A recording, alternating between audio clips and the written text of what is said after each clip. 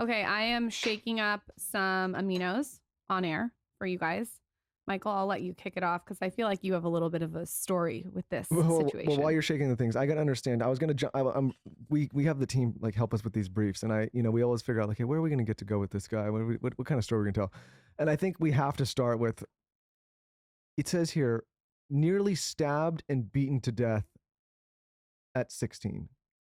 Whoa, I can't imagine what your pickup line for her was. Yeah. It You went was you good. went deep right away. It You took you 10 go years, but you we're go here. Well, because you go right at the most hardcore content right off the bat. this is not something we see in all of our briefs, as you can imagine. Yeah. Yeah, I haven't met another person that's had that experience. What is the background here? How does this happen? Man, you know, I I think what's actually helpful maybe is give like the context of my family because Sure. it kind of fits into this whole story then, which is I was raised in a family here in Austin. I was Sure. actually born in Wimberley at Okay. home. Yep. Anyone in the Austin, Texas area knows that town. And my parents had a natural health food store and a natural health food restaurant. And my dad had been like in the supplement business. So we were very crunchy, like very hippie, alternative, health nut type family. And I never went to a doctor till I was like 7. And I Wow. was like, I'm on vitamins from a young age and amino acids, which I'm sure we'll talk about today. That's probably like one of the first things I remember my mom giving to me as like a vitamin supplement. Wow. So Early. So she knew early. yeah, I mean, I'm like 3. Like she was a master swimmer and a health nut. Okay. So like we would take aminos at the gym and she'd be like, Angie, can't you feel it? Like, so it was early on. Um, and so, I think like most people, you're raised in a family with certain types of values and beliefs. And it's just like, you can almost can't tell what you're like, what is your belief versus what's your family's belief. Cause it's just like who you are. Right. And, I'm grateful for that context I was raised in. They were also business people and entrepreneurs, which has been a big part of my life, obviously. And, naturally, as I got into middle school, I started to push back. I started to like want to explore everything on my own, try everything. I was very social, as most entrepreneurial type people are. I got into drugs, into partying, and yeah, I mean, I just did a lot of drugs and partying and experimentation. And Was it more? Were you? Would you consider yourself like borderline addict at that, or was it just like you're experimenting like most young kids? I think that's a tough thing to talk about with young people, like whether you're an addict or not, because the brain is in a very unique stage from 12 to 26. People think that adolescence just lasts like 12 to 18. No, your brain starts changing at age 12 and it lasts all the way to 26. And it's dramatically different from the rest of before that and later in your life. And inherently during that time period, you are in a way programmed to be hyper literal. So take all these things like hyper literally, to take tons of risks naturally, because you're trying to push away from your family to like, be safe and be able to get away from them. And it encourages really bizarre behavior, like extremely risky behavior. You're trying to refine your social group. It's all this stuff that like doesn't mix very well with drugs. Sure. And so, I mean, I would say, yeah, I wouldn't put myself in an addict box at that time in my life. I think I was like, Yeah, maybe I that's was not like the. I was a wild kid in Austin. Yeah, maybe that's not the best way to frame it. I hear what you're saying. I think more what I was asking was this like something you were doing every day, or was just like would you go out? Yeah, I mean, I was like maintaining what I had to maintain in school, but I was like very plugged into like the party culture at my Okay. school and having fun. I mean, it wasn't like uh I wasn't like the kid skipping school just to do drugs. I mean, it was very oriented around Partying, partying, girls, yeah, social, yep, girls. yep. Yeah. I mean, like friends, it was like that's what it was all about. And I had taken psychedelics before, but and I was also like really into music. Like music was like one of my main passions. I played a ton of music, and um I think that almost opened me up more to like psychedelics. I think that if you have an artistic inclination, then the kind of psychedelic realm can seem like really exciting and intriguing. And if you're 15, 16 years old, it can seem like really intriguing. So I think I liked that. I thought it was really cool. But one time I took way too much, and I was actually at a Too much what? LSD. Okay. Yeah. So I think I took like a hit, and then my friend was like, "Do you want more?" And I was like, "All right." I mean, we'd actually been playing music, and However I remember it, he gave me a lot more. And I actually don't know how much more. It was like a vial thing. So it was a lot more. And I just lost my mind. I mean, I had, I think people today talk about like ego death or like whatever is like in the popular culture around plant medicine. I mean, I had a psychotic break. I lost my mind. Like I was really scared. I thought I was dying. I thought I was like I felt like I was melting. And Like, how long is this lasting? I don't know exact time period, but it's probably like a couple hours in. I'm like melting, and I'm trying to look for help. And I'm in a neighborhood that is not like the best neighborhood. It's not that bad of a neighborhood. It's not too far from here, but this is 22 years ago. So it's like Austin's not quite as developed and nice. Sure. And I'm looking for help, and I accidentally provoke a fight with these other younger guys who are a little bit older than me, but they're clearly a lot more hardcore than me. And they stab me twice in the back, and they stab me in the knee, and they beat the crap out of me. And basically I wind up found in this kind of like little drainage ditch area kind of thing. And I remember this guy. I mean, I don't really remember the whole experience that well, but and this is all while you're on LSD too. Yeah, this is not just like on LSD having a good trip. Like I'm already like melting, having a bad trip, and then you're getting stabbed and beaten. Yes. Like this is like everyone's worst nightmare with this kind of medicine. Yeah. But keep going. Yeah, this is the worst. This is the worst nightmare. This is the worst trip. This is the worst trip. Yeah.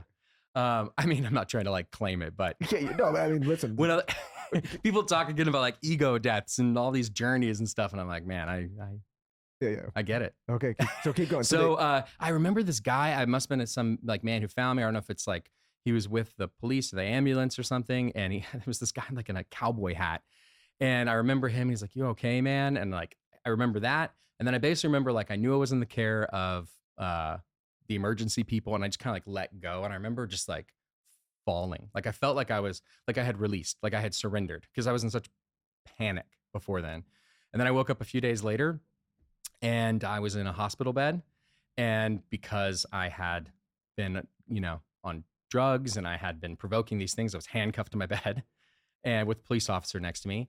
And I was just completely black and blue. And I had, emergency abdominal surgery. So they had to cut all the way down my abdomen. Holy shit. And my spleen was barely nicked. And why did they have to do that emergency surgery? Because you were bleeding so much or? Well, I mean, I think they assume if you get stabbed with a huge knife twice in your back, like they have to just cut you open and look and see what's happening. Wow. And I was very lucky. The only thing that happened was my spleen was barely nicked, but my patella tendon was severed entirely.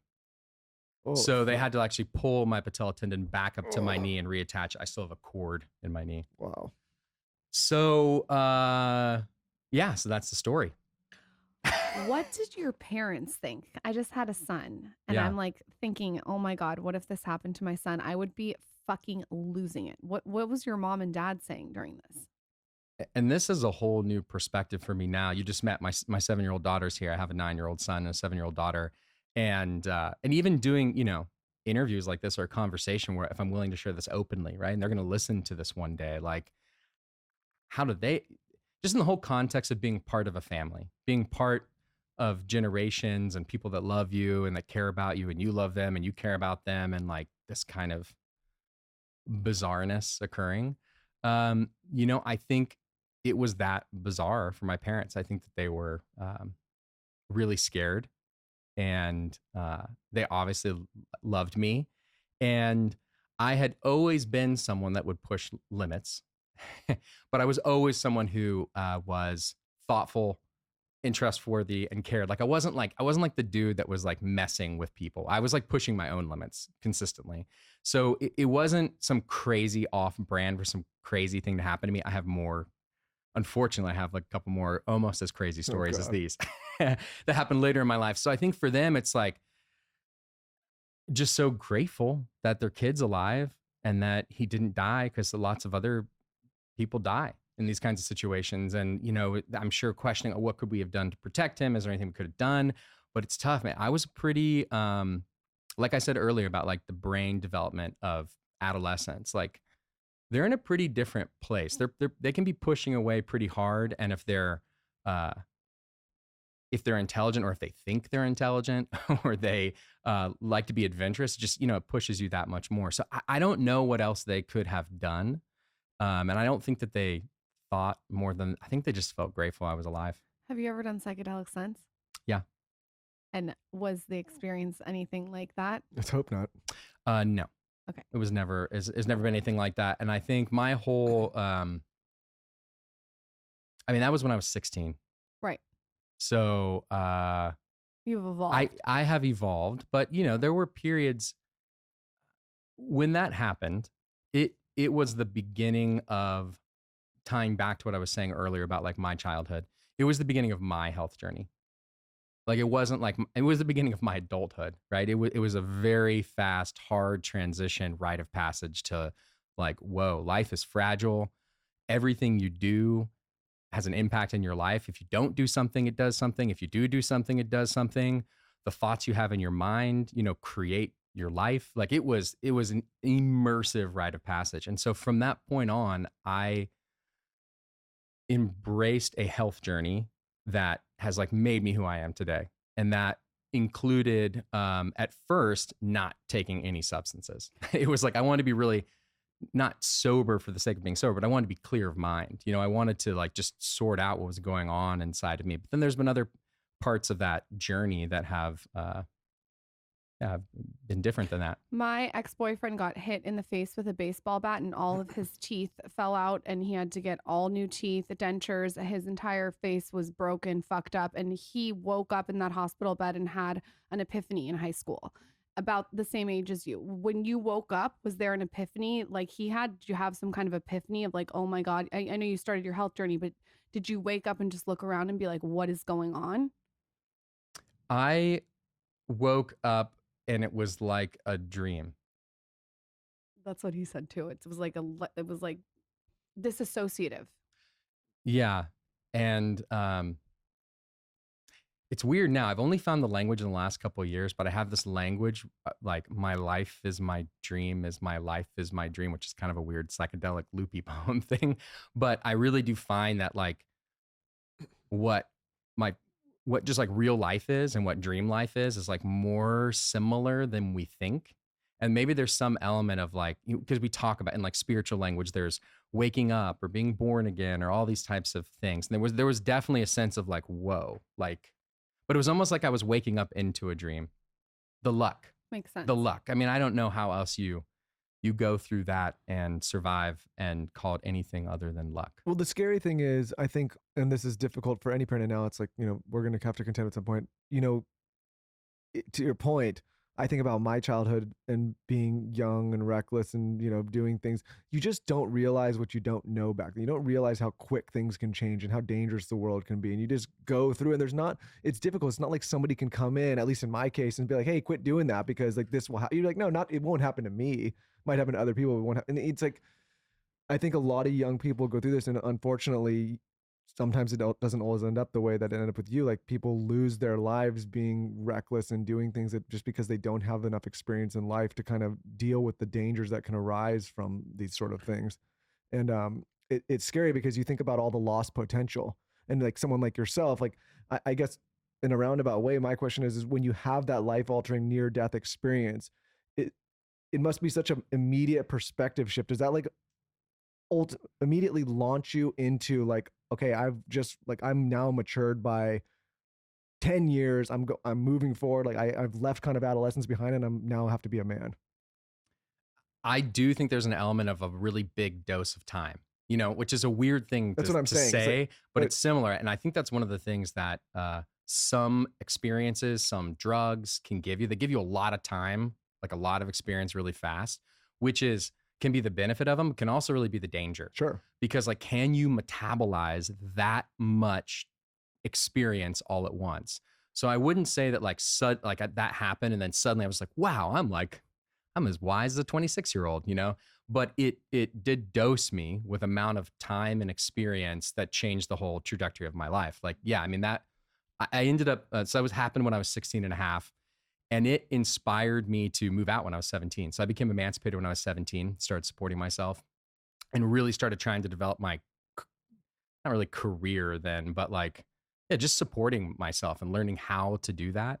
And yeah, I mean, it's changed. I think for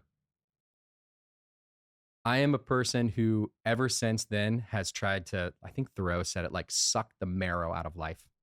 That's a Like, great saying. I isn't that love it. good? I love that one. Yeah. Yeah. Well, because Like you I just want realize it. how I want it. You need a tattoo of a bone marrow on your arm. No, but Yeah. it's like, when you see young kids that go through an immense trauma and it like makes them grow up so much faster and almost rob them in a way of their childhood. Like we know these kids that maybe they come from a broken family or they lose a parent or, something happens to them and it like forces them to grow up so much faster than they would if they just went at the normal pace of adolescence. So I'm wondering, like in your experience, if you kind of like felt the same way.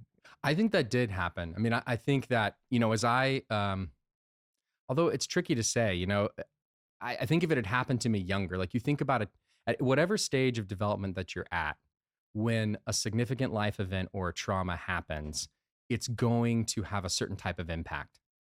I also think it separates you from the people who are your age. All of a sudden you feel like separate. Like if let's say something happens to you at 18, like you don't feel 18 anymore. That did happen to me. It kind of Yeah. it broke me apart from my age group, and it Yep. put me in a context then where when I went to college, like I wasn't drinking, I didn't do drugs, I didn't do any of that stuff. I was like focused on learning and education and growth and focused on like, I mean, I was 17 and I was barefoot running around the hike and bike trail and doing cold exposure and heat treatment and, measuring everything I ate and reading Susie Fallon and like doing all this stuff that was like, Who's Susie Fallon? it's like ancestral diet type stuff. Yeah. And then So you go to the Himalayas, the foothills of the Himalayas, and you get involved in a deadly bus accident at 21. yeah.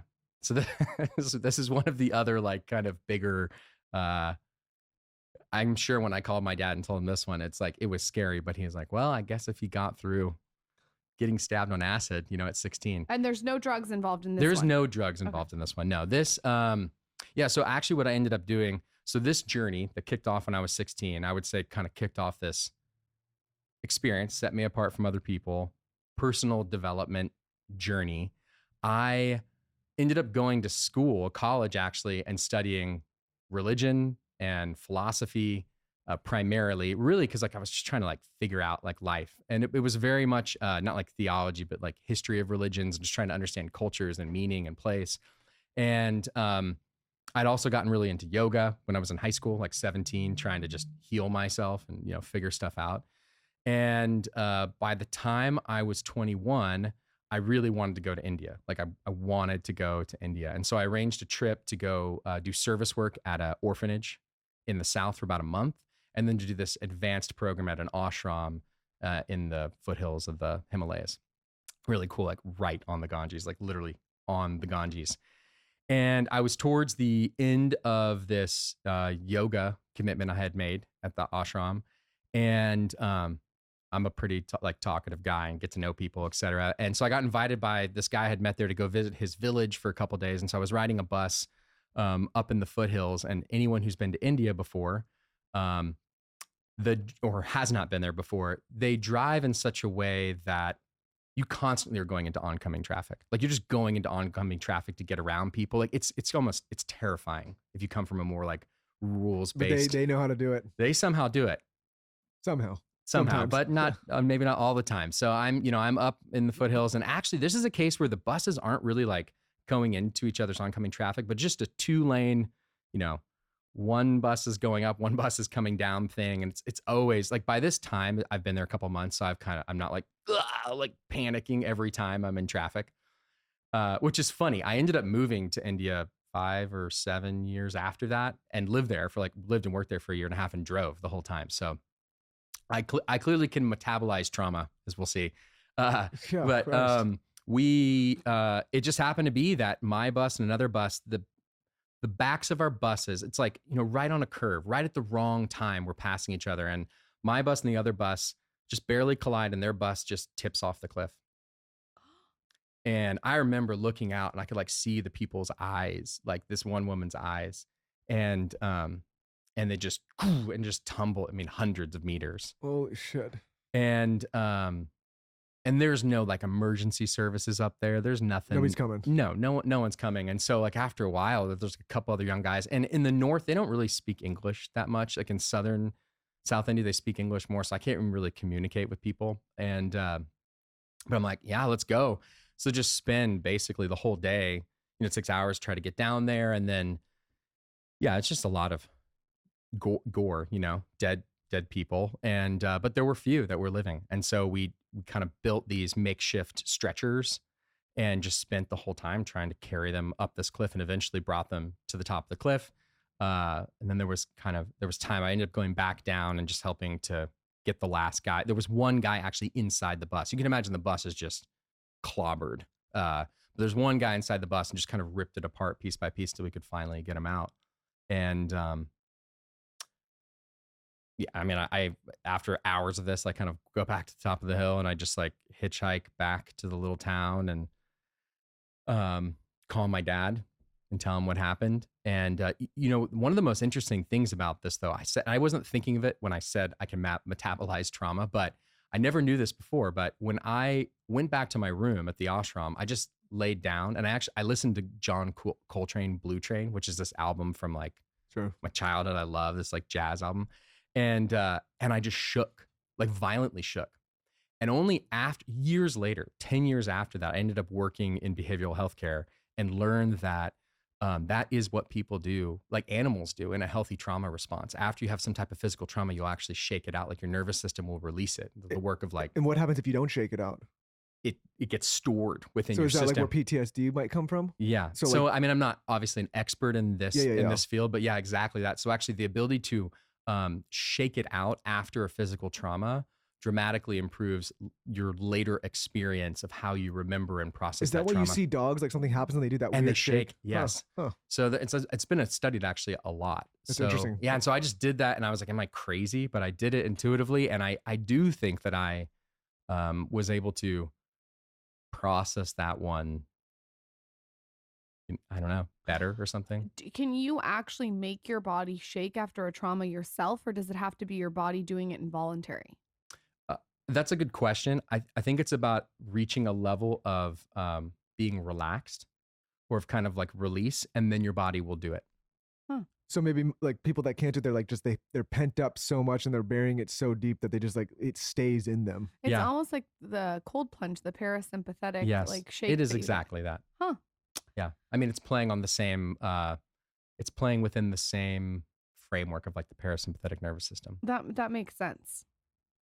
You spend years working in Europe and India in your 20s. At this point, are you still really into health and wellness? Are you even thinking about the company that you're going to start? Is that even a seed of an idea?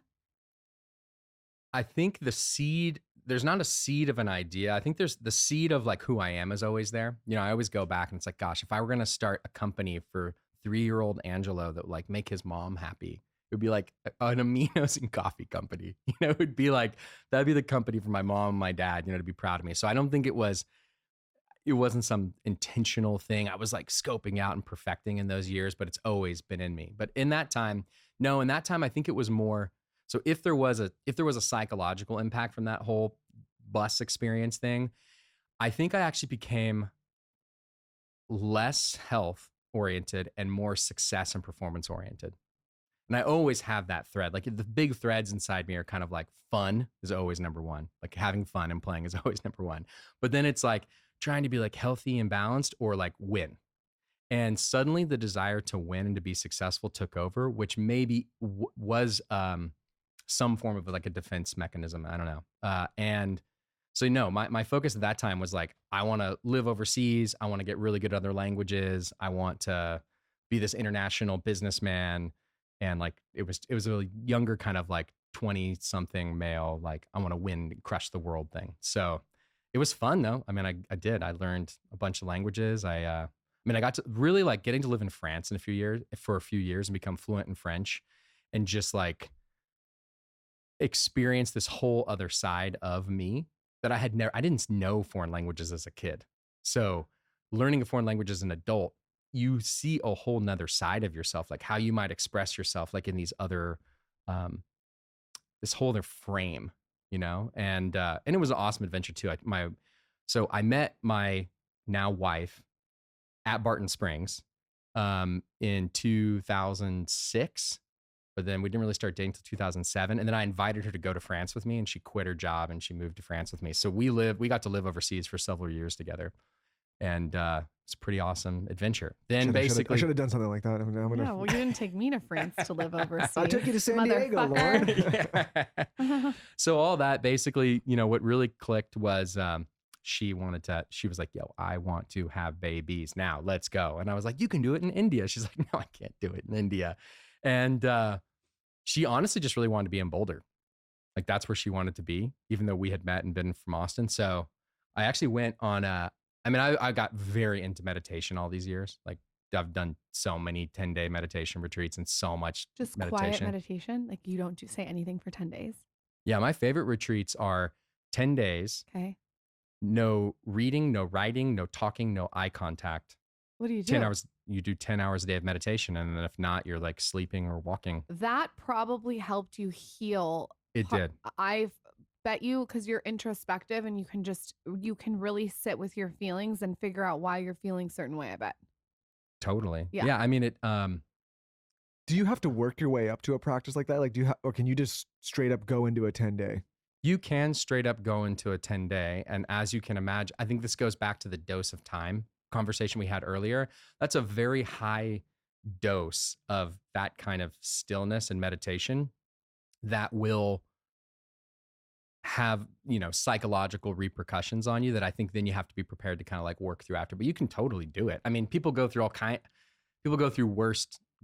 terrible trauma. Sure, so you can totally do that. And it will feel, you know, like, but I guess what like I'm you just asking, took a lot of meditation. I know, but also for me, like if I did that, I know I would come out into the real world and it would be sensory overload. Like I feel like these lights would bother me, his voice would bother me. No, I just mean like it would be like you're going to turbo, because already when I meditate in the morning and he comes at me, like you become like quiet with yourself. So I can't even imagine 10 days. Was the world like the traffic and the horns and the ambulance? It's like intense. Well, I guess what I'm asking was maybe in a different vein. Was like, it must take some kind of discipline to go somewhere like that and then just not say or do anything besides meditate and walk and sleep. It definitely takes discipline. Like that's what I'm saying. Like it's not the easiest thing to just go and not do anything for 10. I mean, you're doing something, but you know what I mean? For 10 days straight. I would just say though, a lot of people do it. You two could absolutely do it. I'm sure the listeners, this audience could do it. You just don't know you can do it yet. Think about all the things in your life that you thought you never could do or never would do. And it does help if you sign up for a program or something that's offered, because then like someone else, it's like working out. Sure. Like you guys and everyone here can work out dedicated every single day for an hour and a half doing the perfect workouts. Yep. Will you? I mean, it's hard. It's harder than like hiring a personal trainer and them making you do it, right? Or going to a class. So similarly, if you go to a retreat like this, someone else is facilitating it, right? They're holding the space for you. They're holding you accountable. So in that place, you have to you have to quit, right? You have to be obnoxious, and you have to create a scene, or you have to quit, versus just like, I'm going to adhere. I'm going to show up. This person's in charge. I'm just going to do whatever they tell me to do. Like, so it's hard, but it's not as hard as, it's not like I self-facilitate. I've never done this by myself. I might have to get some information on some of these retreats just because you've done so many of them. Like if you can be quiet for 10 days, I will. I don't know. I'm pretty fucking chatty. You're so goddamn chatty. When I wake up in the morning, it's the questions. My little sister's staying with us right now. She goes, Lauren, I cannot believe what he talks to you about in the morning. It's like the most aggressive, intense shit. The second my eyes open. Like, what is it? Just things you want to know about or interested in? Or he'll be asking me like plans for our future in 10 years, our bank accounts, QuickBooks, checks, I don't talk balances, business. Now you're exaggerating. You're making it up. I get into like random things. Like, what was I interested in the other day? I get like, I read like something in the newspaper. Talking to me about the fucking Hobbit the other day.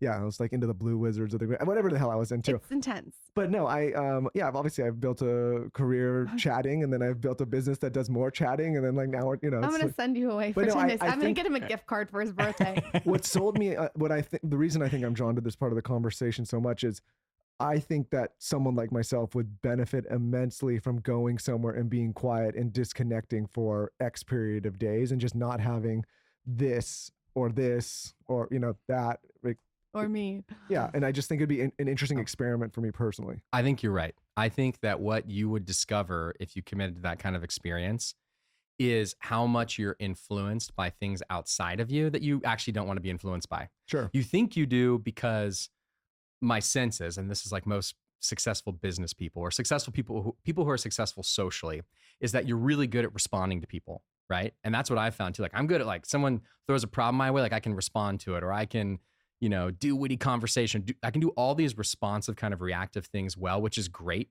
in a social situation, and like that's how you become more successful. And my sense is if you've built the kind of thing that you guys have built here, you also have a lot of vision and you have a lot of things that you guys really care about and that you really want.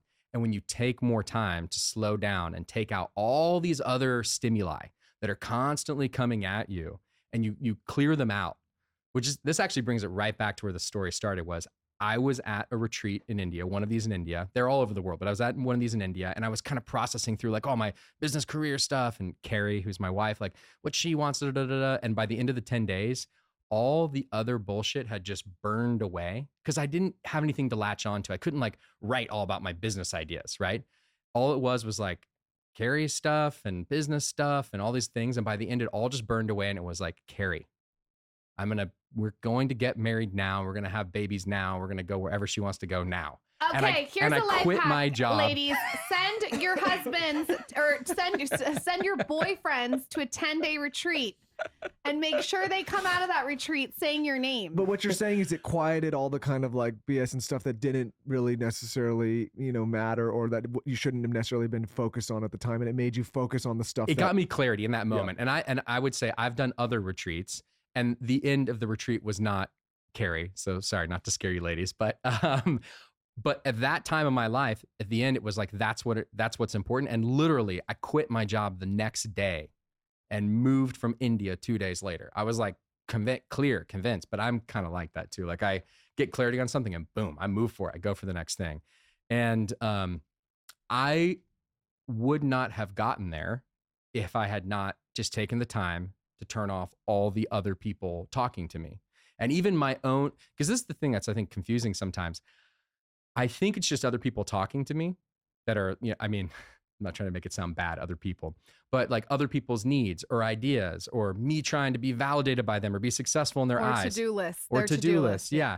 But what happens is I actually have internalized them, and I think it's me now. I think all these things that I think I want to do them, but really it's like, if I do them, then these other people will like me, or maybe I can make money or whatever these things are. But like, do I actually want to do them? And you just have to like go inside for a while and listen to your own mind and see what it's saying to get clear about what is actually like, what do I actually want? What do I actually care about? What do I think is most important as this next step right now?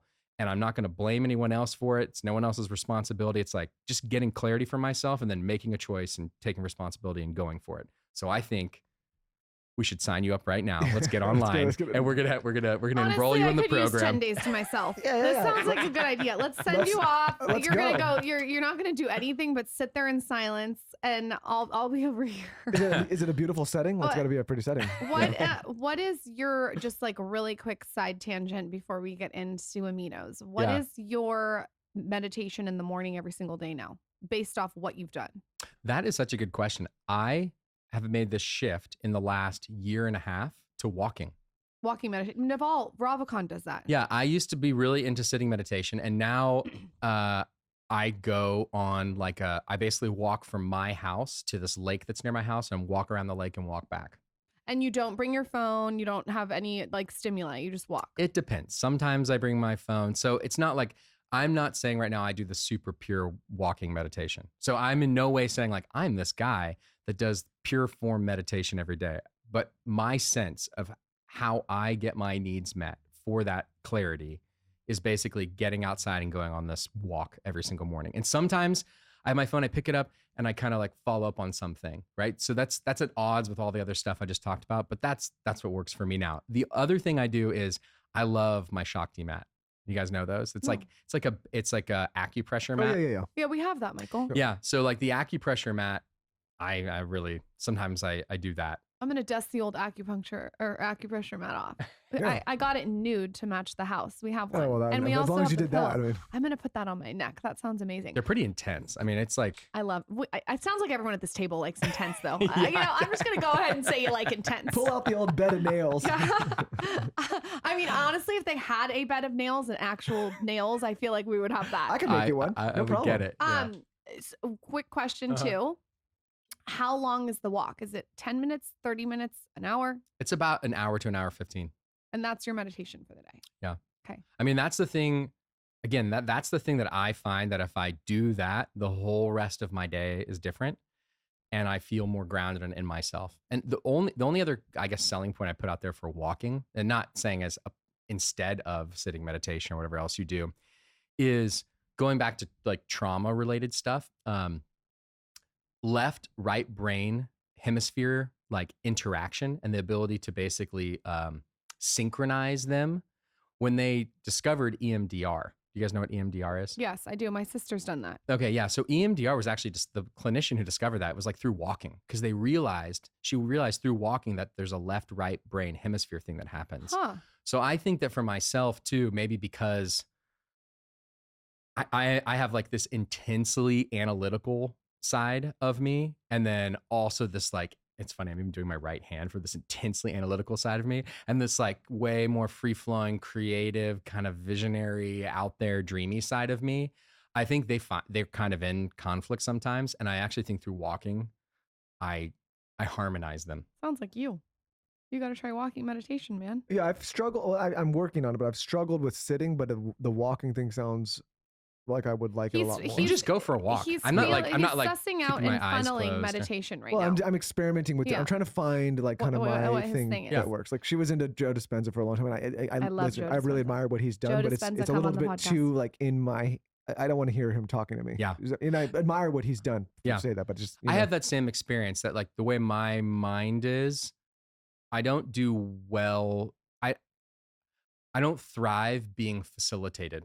yes. In meditation, in yoga, in a workout class, and any of Same. those things. Like I just need to get in my own flow. Like I just need to get into myself. I don't know, you guys. There's Yeah. nothing better. This morning I woke up and did Joe Dispenza for 26 minutes, and then I did Wim Hof breath after, and I am like buzzed. You I gotta believe try I those two believe together. It's like a cocktail. that. I do think though that different people Yes, are of course. potentially wired differently or have different needs. There's also maybe different phases. Like maybe we're in this situation for the next 20 years or Right. something, and then suddenly we're like in our 50s or 60s, and it's like Here's what we're I like, feel. oh, I really like being led by Maybe you'll these other change. people. Yeah, The phase that I'm in right now, and going back to chat, he's like, obviously we do a lot of this. We're having a lot of like intense conversations. And then, this is my side. The day thing is like, there's 70 people that work in this business that, need some kind of attention from me, every day. Two young kids and a 3-year-old, a lot of, wife. So it's like, it's a lot of noise. And so for me, I'm like, I need less noise when I'm going to do that. I want to be quiet and I want to sit with just myself. And so having somebody facilitate to me, I'm like, oh my God, it's just another person in my brain. I You know what relate. mean? This is I really, relate. really weird, but I taught my 4-month-old to meditate. I like actually taught him to meditate with me. And how I know that sounds crazy. it doesn't sound crazy because my mom used to actually take me out to this bluff when I was little, but I wasn't that little. I was like 2 or 3, and she would just meditate, and I would just like sit there and do my own thing. But Which it was is not like, normal at that age for you. Yeah, but what does it look like in a 4-month-old? I think he's just asleep. So what? No, he's not. No, he's not. So he meditated every day when I was pregnant. And then now this morning we meditated for 30 minutes together. I held his hand and he laid there. His eyes were open and he lays there and he knows the prompt of the meditation from when I was pregnant. Without fail, she meditated every day of her pregnancy. And so while he was in knows the womb. voice of Joe Dispenza, and he literally will lay there with his eyes open and just meditate. I know that sounds crazy. I believe that. I'm doing it every single day. I even then I did my breath work and I laid him on me and did the breath with him. He doesn't cry. He just sits there and meditates. I swear. He's like, Joe, is that you? Is he my dad, Joe? I actually have a similar story. So we're not like of this religious affiliation, but there's this thing called the Gayatri mantra in India. that is like one of the most oldest famous mantras. And I just love it. And so my wife and I used to like sing it and like chant it. It's just like kind of a calming thing to do. And when she was pregnant with both of our kids, I chanted it like at the womb, like at the, not the womb, at her belly. Just get like a megaphone right at her crotch. Go of her vagina. At her belly, I would sing it. And then when both of them were born, we played it. Like we just have this recording of it that we loved or whatever, and we played it. And like still to this day, my kids, they'll be like, will you sing that? And if I sing that, they just like go into like it's not like they go to sleep, but they just go into like calm. Yeah, because they associate crazy. Yeah. It's like frequencies. If you put on the frequencies at night, they like take it down. I mean, it's so true. I believe in exactly what you're saying. I totally agree with you. If I ever get pregnant again, you can chant at my vagina. Okay, perfect. Joe Dispenza. You just need to memorize the Joe Dispenza meditation and then chant it at her vagina. Maybe I can get Joe to come and yell at your vagina. Do breath work on my clit. Oh, God. So you go through all of these experiences. Yeah. And then in a weird kind of roundabout way, after you've fought for years to kind of like go off and be your own person, which you did, obviously, you kind of come back to your roots that you were brought up in, and you decide, okay, I'm going to lean heavy into wellness and aminos and things. Did you think that out, or was it just like felt familiar? Like why? I didn't think it out. I think it's more like having a set of values and watching how those values manifest in your life as you continue to iterate. That's what I'd say it looks like. So when I came to Boulder, I ended up working and leading a behavioral healthcare company that was really focused on, I would say, it was cash pay, so private, and like we could do awesome behavioral healthcare, like the coolest stuff like insurance won't pay for, and super holistic with health and nutrition and integrative psychiatry and like all this like really cool stuff. And I didn't think, I want to get in that industry, but I just kind of wound up there, just showing up, talking to people, being me. And that made so much sense for who I was. Like almost if you trace it backwards, like that is the 16-year-old, like the 16 to 20-year-old me needed that. And this actually was a program for like young adults, basically for troubled young adults, just like I was. And so, I somehow ended up there. And I don't know if it's like, it almost feels like I traced it backwards then. And so then once I healed that thing or worked through that, and I'm, trying to figure out what's going to be next in my career and what I want to do and what I care about. I think I was always in a context in my family too, where it was like weird to have a job. Like I don't never know my parents having like jobs or working for anyone else. So it was always like, I always thought I would be a business person. And, then when it's like, I have a young family and it's like, what's kind of next and what do I care most about? And what am I really passionate? What's something that's like, I love, what do I love? And I really have always loved nutrition and fitness. And I would say more than anything, this nutrition side of it, like it's the thing that I think it's the foundation. It's the foundation that if you don't do that right, if you don't do that well, then it just, all the other efforts that you make, they're gonna be like half of what they could be. I mean, like you can have the best mindfulness and the best fitness, but if you don't take care of what you're putting in your body, like it really doesn't matter. Yeah. Like if you eat a bunch of really junky food, or you eat, really quite simply, like if you change the macros that you eat, or you change the micronutrients that you eat, it directly impacts every single other thing that you do. And that's not to like, I don't know, like downgrade what the meaning of like physical activity is, or of mindset or things like that. And you could maybe make the argument, well, if you don't have the right mindset, then you won't choose the right foods. But I was raised in an environment where it's like we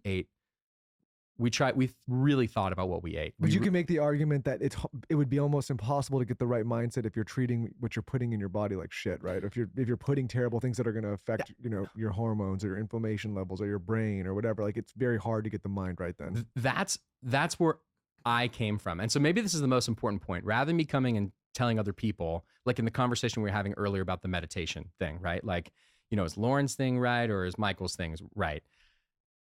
I was raised and I have a belief system that what I put in my body and what nutrition is the like one of the most, if not the most fundamental thing I need to focus on.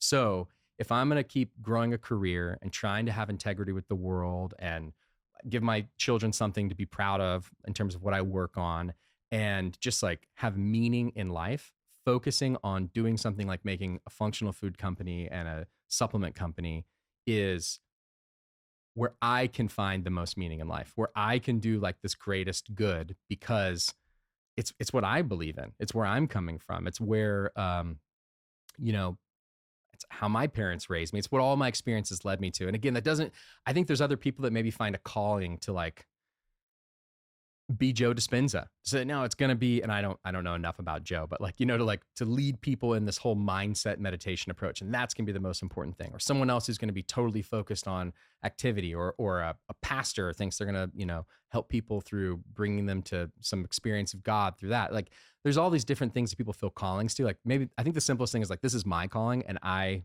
experience it that way. It doesn't mean that it's the most important thing. But I think it is. It really is, though, the hammer in the toolbox. I changed my eating drastically this pregnancy compared to my first one. And my first one, I had horrible postpartum depression and anxiety. And this one, I've implemented aminos. I've been eating tons of grass-fed meat. The weight is falling off quicker. I feel better. I feel clearer. And I'm eating a lot of vegetables, a lot of water. I'm just like really focused on that. Whereas before it was like more carb heavy. Mm-hmm. And I noticed a big difference. Who needs aminos? That's a good question. I almost think we have to back out. So I'm going to give you maybe an answer that's more ambiguous than you like. Perfect. Everyone needs aminos. And the reason why everyone needs aminos, and I'm not saying like everyone needs Kion aminos or some other dietary supplement, is that aminos is short for amino acids. Amino acids are the building blocks, so they're like the bricks that make up protein. And protein, as everyone knows, or not everyone knows, but I think people are generally familiar. When we talk about protein, typically we're thinking protein is one of the 3 macronutrients. You got protein, carbohydrates, and fat. But it is very different from the other 2 macronutrients. The primary role of fat and carbs for us, outside of like essential fatty acids that support like brain function, et cetera, is to give you energy. You actually convert the fat, or you convert the glucose into ATP that then your body burns to move. Proteins can be used for that, and the component amino acids that make up the proteins can be used for that. But the primary role is to replace the essential amino acids in your body that fuel you as a life form. So if anyone's familiar with like thinking back to like your basic biology, right? Like even DNA is made up of proteins. And it's the same types of proteins. Like these are different conglomerations of these proteins and how they're put together and how they're built and what they form in your body. But literally, so a little over half your body is water. Of the solid stuff that makes up your body, over half of it is proteins, and thus over half of it is amino acids. But one of the main things people don't realize about proteins and amino acids in your body is that they're in a constant state of turnover. So the proteins in your body, let's make it simple and just talk about your muscle. But really, we're talking about your liver, your heart, your kidneys, your skin, everything. Yep.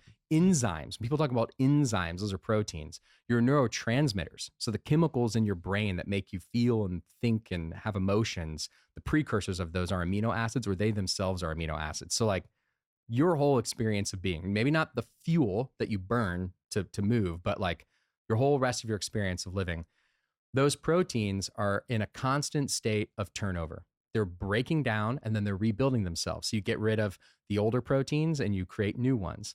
It also is the case that sometimes you need to be transferring around different amino acids to create different proteins in the body. Like suddenly now you need to be like, if you have an injury, you're going to suddenly need to have more support in that area. So you're moving around the amino acids in your body. And that's why the proteins are constantly breaking down and then being rebuilt. The thing is, when you break them down, every time they break down, you lose some. They get excreted as urea. So you don't, you lose them. They go out through your pee. And you must eat more. But you don't have to eat all amino acids. You must eat the essential ones. There are 20 amino acids that make up the proteins in your body, like your muscle tissue, and that make up the proteins that we would eat in plants or other animals. Of those, 9 are essential. And those 9 are essential because your body cannot synthesize them. If you eat those 9, then your body can actually synthesize the other 11. It will make them. Your liver will like cook them up and make the other 11 for you to use to help build other tissues, et cetera. Now, there's benefits of eating those 11 directly because then your body doesn't have to make them all. But it must have those 9. Also, those 9, and this is what many people don't know when you get in the debate around plant or animal protein or what's a complete protein. We typically talk about a complete protein has all 9, and that's what makes it complete because it has all those 9 essential. But the other really big thing people don't realize is that those 9 are the active component of protein that stimulates muscle protein synthesis.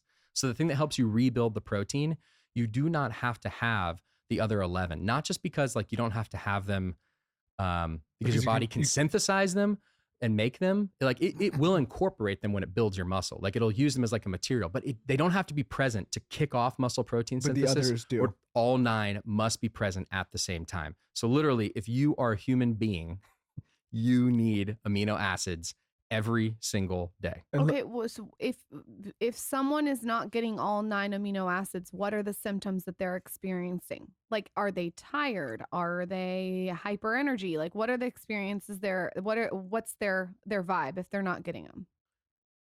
A lot of different things, because fundamentally amino acids are going to control like all these things I just said, your organ functional enzymes, mood, etc. So for sure, if you are not getting enough of certain amino acids, you will have experiences of dysregulated mood. So you will have it's hard to say exactly what you're going to experience because overall, like the brain is a very complex chemistry of many different neurotransmitters. Because you don't have the complete protein forms. But it is utilizing the essential amino acids to create the proper amount of the neurotransmitters to support healthy brain function. Can I give this to my 2-year-old? Official language, you should check with your doctor. I give it to my kids. Wink twice if I should give it to my 2-year-old. So let me ask you this. And I give it to my kids. That said, instead of like juice, I feel like if I just give her like a half a scoop, right? Well, so I think it's a good question. Like instead of juice, like these, again, like amino acids and proteins and glucose and fats play different roles. So I wouldn't say it's a direct replacement for juice. Like I think that your child should get carbs. Okay. I would definitely recommend giving your child carbs and fats and proteins. And if you have a hard time getting your child enough proteins, which I have that more of an experience with like older kids, like a 7-year-old who I just took to lunch and she only wants to eat pasta. I know I was going to offer her Skinny Confidential cookie dough and I'm like, that's a horrible influence. Oh no, she would eat it. She loves maybe sugar. I'll give her some. But with her, I am trying to get her to take essential amino acids as a supplement because she's not getting the protein that she needs. She's not getting those essential amino acids. I want to talk about that for not just for kids, but for the general population. Yeah. Why do we need to supplement now? Right. And we evolved obviously getting these proteins before these supplements exist. So what's going on in our either food supply or whatever supply that we're needing to supplement now more?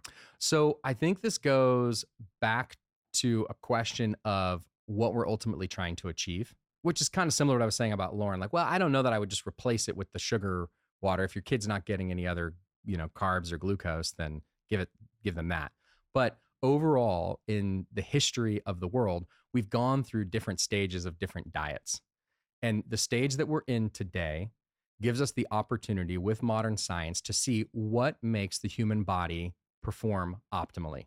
And perform optimally can mean all different kinds of things. It's like, oh, I want to be an athlete, or I want to be thinner and more muscular looking, or I want to live a long time, be able to be active for a long time. So from that context, and naturally, like people do live longer now than they used to live, or it's like, I think it was like half of children before 5 years old died before like 1800. So clearly like health is an evolving frame. But in today's world, if one's goal is to today be vibrant and healthy, so get to be really active, that's like I can go running, or I can lift weights, or I can play sports with friends, or all the different ways in which you might like to be active. I want to climb, I want to do paddleboarding on the lake, etc. And I want it to be easy and I want to have fun. You need a certain amount of protein and the essential amino acids that are within them. And we'll get into this in a second, like how much that is.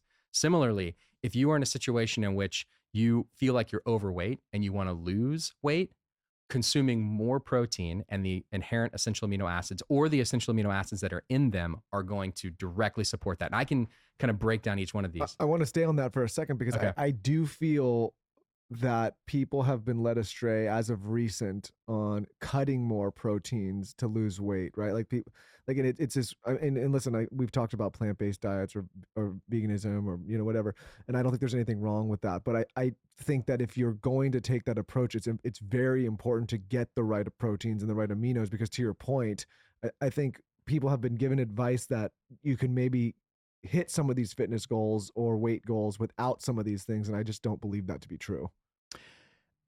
You can cut a ton of calories and cut a bunch of protein and lose weight on the scale. Like literally you will lose weight on the scale. But the deal that people don't realize is that when you cut calories, like let's just say I have a daily consumption of 2,000 calories and it has a certain split of protein, carbs, and fat, and I cut that in half and I cut down my protein intake. By reducing the protein intake, I am inherently not just cutting down on the amount of fat that I'm going to lose. I'm going to lose muscle. Yeah. And that is these frail looks. That's yeah. Sorry, I should have. And it will it will create a long-term, it'll make it that much harder to lose weight in the future, and you'll get a skinny fat composition. So if like people are trying to like, most people want to look toned, right? Yes. Well, I think even from a health perspective, though, I think you're seeing a lot of people have a lot of health issues because they lose that muscle tone. And as they age, it's hard to get it back. And then when you don't have it back, you need your muscle to support your structure. And that's why you see all these people getting hurt later in life or, having complications because they've lost that muscle structure by not thinking about these things ahead of time.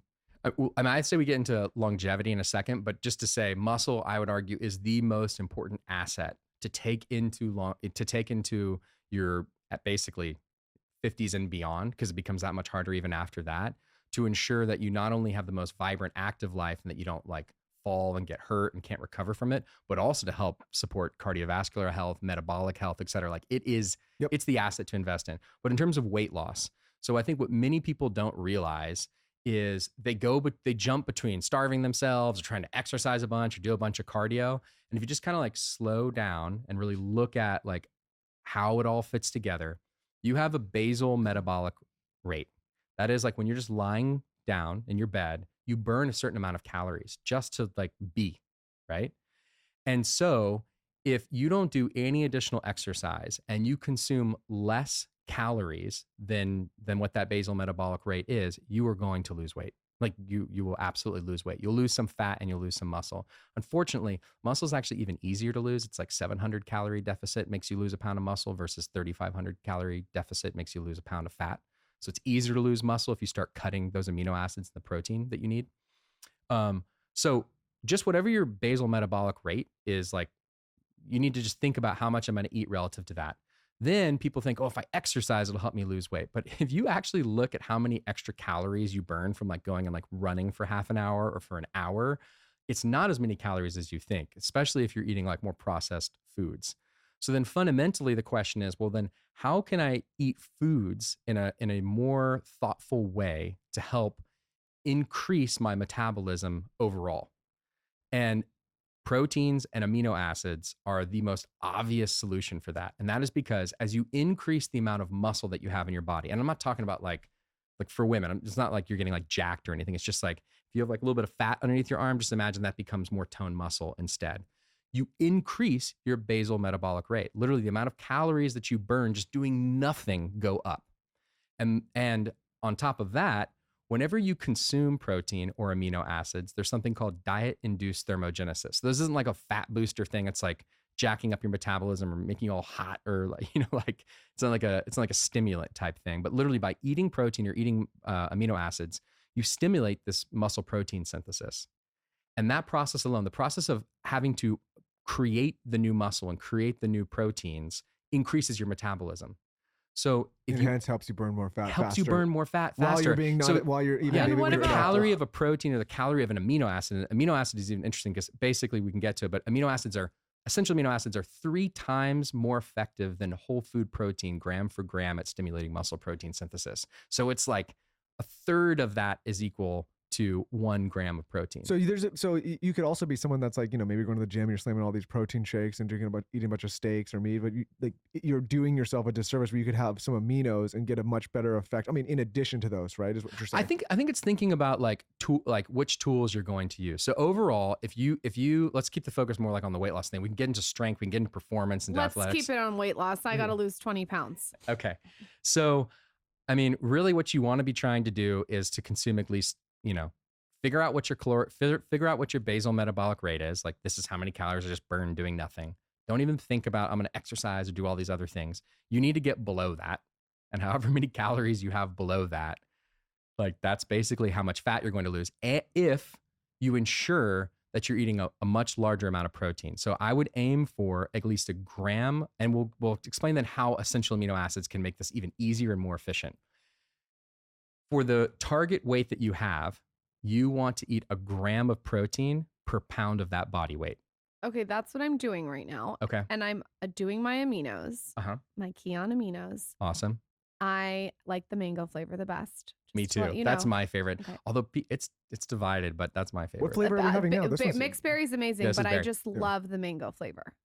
And I'm doing them after my workout. Great. Okay.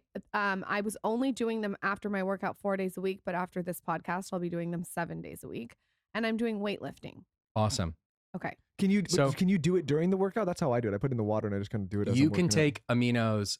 You can take Kion aminos before workout, during a workout, and after workout. How do you take it? They all have unique benefits. I like to take them before, during, and after because actually you get the benefits are. We can explain this and how it relates to protein are linear, meaning they get better and better all the way up to 3 servings at once. Huh. So you can take 3 servings at once and you will get improved benefit. But naturally, I mean, you're like, I was only doing 1. So yeah. So okay. Like, and if you're, a dude who's training, et cetera, like you can totally take 3 servings at once. What you'll get is you'll get that much more muscle protein synthesis. Okay. So you'll get more diet induced thermogenesis. You'll get the support and creation of more muscle. So you'll have those positive benefits. For somebody that has a plant-based or vegan diet and they want to get the proper protein and taking aminos, what do you recommend if they're not getting, meat from an animal source? So the plant-based diet is totally doable to get the protein intake that you need. It takes more time, energy, and commitment to make sure that you're doing it right. And this goes back to I'll compare plant proteins, animal proteins, essential amino acids. At the very top, you have how digestible is the protein. Unfortunately, plant proteins are not as digestible inherently to where your body can actually break them down into the component amino acids. Animal proteins are more digestible. Essential amino acids are immediately digestible. Like they immediately get into your blood, basically. Then the next question is, what is the profile of that protein? So, or that food or supplement source. So plant proteins typically they're not considered a complete protein on their own. Some like buckwheat, soy, quinoa have a better profile than others because even though however it goes through the digestion, when you actually get the essential amino acids that are in it, things like beef and whey protein concentrate or whey protein isolate or eggs have a much better profile of those essential amino acids to support your body and stimulating the muscle protein synthesis. It's not just like any amount. It's like, what are the proportions of them? So the proportions in plant proteins are not as good. You need to like basically eat different plant sources together. And I am not a vegan dietitian, so it's hard for me to tell you like, always combine these ones and that way. It's like, you really need to look into it for yourself and find things that are like sustainable and that work for you. Then with animal proteins, you don't really have to worry about it. They're pretty good in terms of the essential amino acid profile. When you get to these are perfected. So these basically have gone through, this is not our proprietary research, all this is published research, but the last 30 years, they've been studying this. They've been studying it with even things like NASA astronauts. They tried to figure out, hey, if astronauts are going to go to space and they can't do any resistance exercise, how do we ensure that they don't lose muscle mass? They put people on 28-day bed rests, like pooping and peeing in their bed, but with 3 servings 6 times a day of essential amino acids in this similar type of profile, they had net muscle gain after 28 days. So besides energy, muscle building, recovery, and weight loss, are there other things that you'll notice from them? I mean, those are amazing But quickly, things. just to stay on this one. So say you're somebody that does all this work in the gym and you build all this muscle, and then we all know like you put all these results and all of a sudden you lose it real quick. Maybe if you have a period of, maybe you go on vacation for a week and it's like, and then you like deplete a little bit. If you supplement with aminos more, you'll be able to keep some of that muscle gain or some of that muscle mass more effectively. It will absolutely support that. That's amazing. So yeah, I think overall, really, whatever your daily protein intake is, let's just say I'm trying to get 150 grams of protein a day. Ideally, you divide that by about 5. So you have about like 5 30-gram protein. You take the 30 grams of protein 5 times a day. The tricky thing is for most people, like, I don't want to eat that many times, or I like fasting, What's an or example whatever. of like an easy 30 grams of protein? Like A scoop and a half of a whey protein isolate. how a many few eggs is that? It's like eggs. 5 or 6 Yeah, eggs? it's like 5 or 6. Yeah, 4 And to 5 a eggs. typical like Yeah. fillet or ribeye is what? Like I think that's like I can't remember exactly how many ounces it is. okay. Yeah, it's difficult too, because in those cases, depending on how fatty the meat is, there'll be more or less protein in it. Thus, so Okay. so that's the other than main benefit of this when you're comparing plant proteins, animal proteins, essential amino acids is plant proteins are, people think they're going to be less caloric, but they're actually very caloric for the amount of essential amino acids you get, because they have lots of carbs in them. Like to get as much protein and essential amino acids that you really need from rice and beans compared to chicken, you're going to eat a lot more rice and beans and consume a lot more calories because there's all these carbs. I also noticed too with protein, like the more protein I eat, the more it crowds out the carbs. I'm not as hungry. And also this is really weird. I'm sure you've heard this, but Todd came on Dry Farm Wines. Yeah. I don't really want to drink like I used to. Like I don't want wine as much. Like it's not the protein like crowds things out. It's very satiating. So specifically Yes. the essential amino acids in the protein are very satiating. And thus, I mean, the way that I think about using essential amino acids, maybe going back to the big question around all this, is to support myself in stimulating muscle protein synthesis every few hours. Because anytime you don't, that's the weird thing. People are really into fasting now, but when you go these extended periods of fasting, more than 3 hours without consuming amino acids, you go into net muscle loss.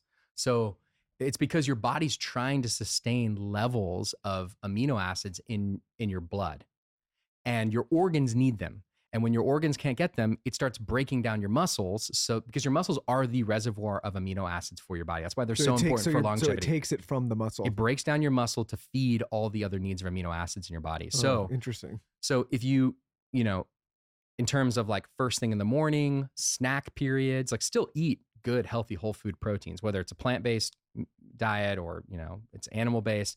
But I think trying to fill in the hole. So like first thing in the morning, if you're fasting, definitely take it every 3 to 4 hours. If you want a snack, or you want like some kind of, what's awesome about these So kinds does this of, not it's break, like, this doesn't break a fast? it does not break a fast in terms of the impact on digestion and in terms of the impact of like you're trying to contain how many hours during a day that you're going to eat. Okay. Yeah. Interesting. So, I mean, I did not know and if that. you're gonna do a fasted workout, this is like definitely ideal because Damn it, I just did one today. Well, that's what so you should be we consuming work out in the morning, and I don't did it after. I like to eat after, so I always do a fasted. So I should take the aminos before. I would if take I'm 1 to fasting. 3 scoops before you work out. Okay. And or like before and then during your workout. Do not go and steal my aminos. Look, this is what he does. This is what he does. Well, He's gonna go in. You're gonna have to send me way more. Lauren, we're co-hosts here. This is what he does. He comes in. I get him a health tip, and then he starts sneaking around. She gets all the good stuff and hides it from me in the house. I can't track it down. She puts it in these jars and doesn't label the jars. I don't want him in my stuff. So, but I asked you earlier, besides energy, muscle building, weight loss, athletic recovery, are there other benefits that you're going to see? Because I know as I've eaten more meat, my hair has gotten so much thicker. Like, are there things like that? That's a great question too. So people typically take collagen because they think it's going to make their hair or their skin or their joints or those types of things look better or feel improved. Fundamentally, all of those things, collagen itself is made up of amino acids. It has some of these unique non-essential amino acids that support that kind of directly. But by taking in more essential amino acids, you overall are giving your body more of the core nutrients that it needs to then produce those specific non-essential amino acids that support hair, support skin, support joints, etc. If nails. Michael grows any more hair, he's going to look like it from the Addams Family. Essentially you're giving your system all of the essential building blocks to be able to activate all of these systems in your body. Yes, which are based, all of these things are driven by amino acids. It's what they're driven by. TikTok, everyone talks about BCAAs. Uh-huh. What is the difference between your brand and BCAAs? So BCAAs are 3 of the 9 essential amino acids. There's not the 9. There's guys. not the 9. You gotta get the 9. You gotta get the other 6. And it's honestly kind of sad because this is one of those things where science and research about 30, 40 years ago discovered some things about BCAAs that basically leucine, isoleucine, and valine, the 3 branch chain amino acids, were really important for muscle protein synthesis. And so the whole business, marketing, supplement industry is like, boom, capitalize on this. And it creates a whole trend and people become familiar with it and they keep selling it and doing it like many health trends. But the research is like, and this is all published research, very widely available. These are people who got grants to do things for NASA, for sports endeavors, for elderly, et cetera, that show that branch chain amino acids on their own do not support muscle protein synthesis. You know, They simply shame. you have to have all 9. If you go out and you buy one of these other brands that only has the 3, it is a waste of your money if you're taking them on their own. Wait, so it's funny because like we were talking off air before when I was younger and take all these supplements and like they pushed BCAA so hard, all these supplement companies did, and you know all the fitness companies, and so like everybody I used to work out with was on BCAAs, and it was probably pointless.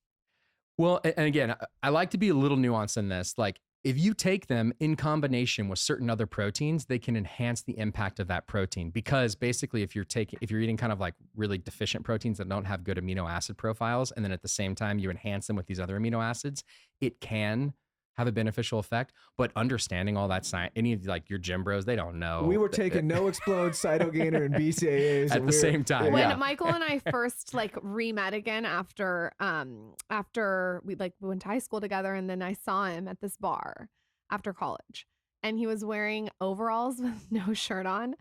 And this motherfucker on No Explode had these huge arms. Like, remember Stretch Armstrong that we had when we were little? Yeah. Like, he had these Stretch Armstrong arms, and I was like, what is happening? Listen, it was the glory days, but I they feel weren't like that the glorious. overalls should come back out after these amino acids. You can throw them on, your muscles are going to be so big. No, well, I think who knows what, the stuff we were, it's funny because I took all that stuff in college and was young. And then a few years went by and I tried to take it again, like 5 or 6 years later with one of my gym bros from college. And immediately when I adjusted stuff, I started vomiting. Like my system was like, oh, fuck no, not this again. It was like, get this stuff out. And that's probably just like all the chemicals, preservatives, which again, our everything in our brand, all of our products, clean, hyper clean. I mean, I like, drink your coffee that's too. clean. Yeah, my Thank body you. was like, I drink not it every this day, too. again. Like, not again. Yeah. But you know, one important point, because I want to make sure like particularly your female audience doesn't get scared that they're going to end up looking like Michael in his overalls. No, Back in the day, jacked. I wasn't taking any of this stuff. I was taking the worst stuff. This stuff does, like, Kion aminos do not make you get jacked. It's literally just going to support the process of when you are trying to maintain a healthy tone physique, that of all the different decisions that you make for your diet, it's an easy way that you're emphasizing muscle maintenance and fat burning. Think about it that way. It's like, I'm ensuring that I'm maintaining my muscle during this period. And even if I'm cutting calories in some other ways, it's supporting me in my protein goals and ensuring that I'm maintaining a lean, more toned physique. It's not going to make, the only way you're going to get jacked is if you're spending 2-3 hours in the gym, I you know, there, like, I think. yeah. But if someone does want to lose weight, have you seen weight loss stories with aminos and eating more protein many times? Yes, many times. It's like Common. one of the most common, stories of people doing that specifically. Again, I think it's a really good combination where you think about, well, I think it's multiple pieces. So it's not pure like you're just going to take aminos and you're going to lose a bunch of weight. Right. Not, like anything that works like that, it would probably be like a drug or something. But what it does do is that fundamentally, like we were saying earlier, if you want to lose weight and really you want to lose weight and you want to keep it off, because that's the biggest issue. People go on yo-yo diets. They starve themselves. They cut all these calories. They lose all this fat and they lose all this muscle. Then they pick up the poor behaviors again and they put back on the weight, but you don't put back on muscle. Muscle is like harder to put back on, and you have to eat enough amino acids and protein in order to do that. So you end up in this vicious cycle where you just kind of go back and forth and back and forth. And after 20, 30 years of that, you're like in your 50s and you're just fat. Like you don't have the muscle anymore, and it's that much harder to put the muscle back on. I lose muscle way faster now in my 30s, almost approaching like low 40s than I did before. It's harder to keep it on for sure. And unfortunately, it gets harder and harder as you get older. So like now's the time to focus on it, but it's not some complicated thing. It's like, hey, try to get, this gram of protein per pound of body weight. If you can't quite get there, use aminos to help you get there.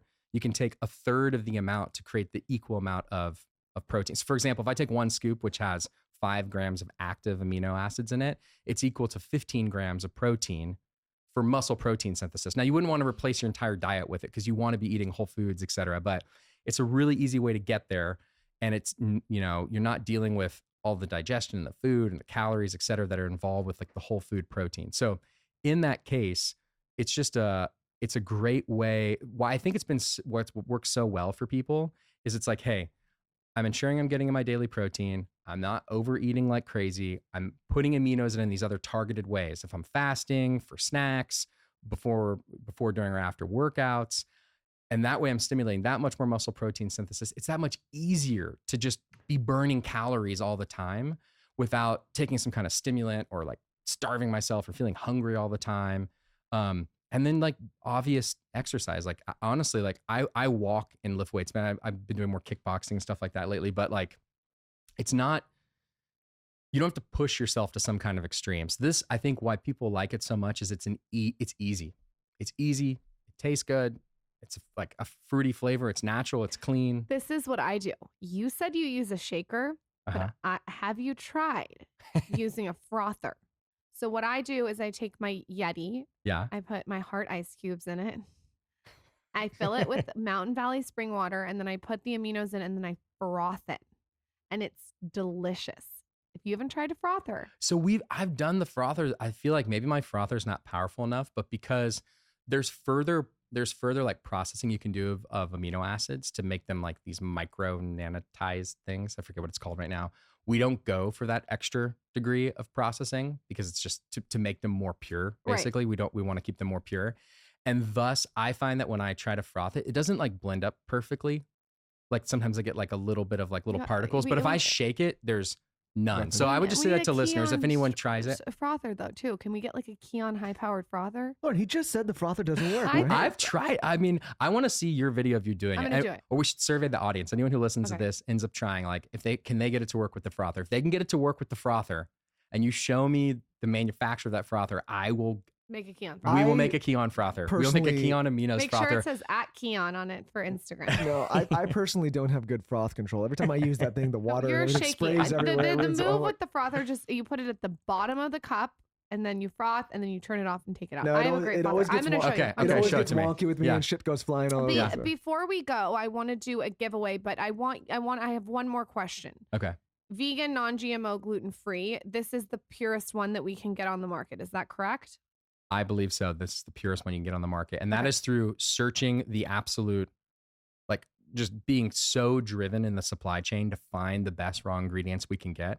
And then working tirelessly to make sure that like we can actually make something this delicious with the flavors that taste like this, that are all natural flavors and that don't have a bunch of like weird artificial sweeteners in it. And that is just pure and clean and good from a little hippie kid from Wimberley, Texas. I'm telling you, like I wouldn't put junk in my body. I have one more question for you. It's actually kind of not a question, but it's more of like a routine. How close can you take this to bed without it affecting your sleep, or will it affect your sleep? Many people will take this before bed. Okay. So when we talk about energy, it's not like it's going to give you an energy boost like caffeine. Okay. So when we talk about energy, and maybe I don't mean to go too off here, but like when you talk about energy, there's different forms of energy. There's energy that supports the actual energy that fuels your body.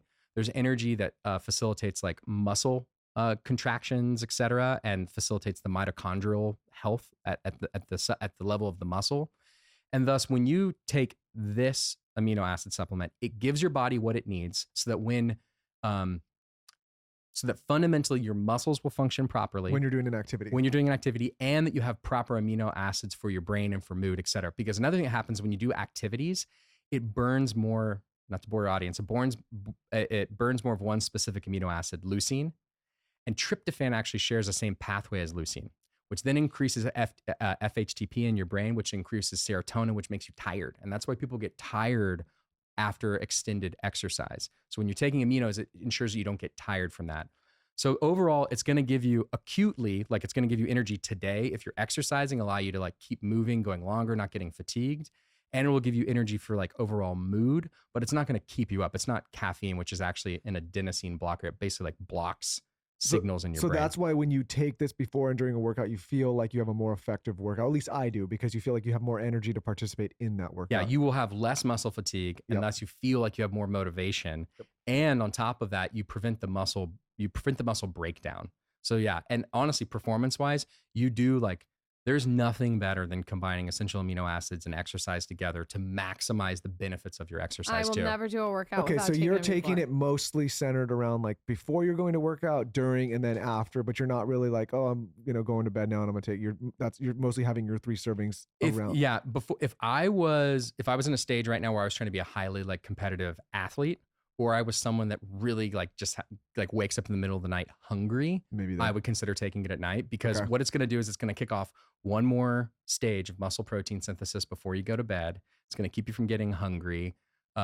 It's like a very performance oriented kind of thing to think about taking it before bed if you're an athlete, or if you're afraid of getting hungry. It's great. Yeah.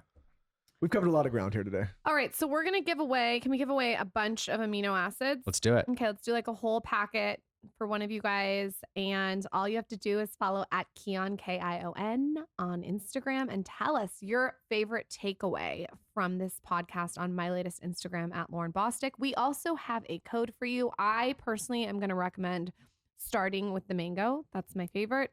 Also, I'm just saying, I do drink your coffee too every single day because it's organic and there's no fucking shit added to it. So maybe get that Get the too. coffee at the same time. Just get do it. Definitely, though, the mango aminos. What is the code for everyone? Go to getkion, that's GETKION.com/skinny. And there'll be a custom page just there for you guys. You need to come back on. You're a very interesting, multifaceted guy. Once I go on my retreat and come back, I'll have to I'm going to send him off for his birthday. I'm going to get him a gift card to go away for 10 days. I love it. Thanks for coming on. Thank you. Thanks for having me, guys.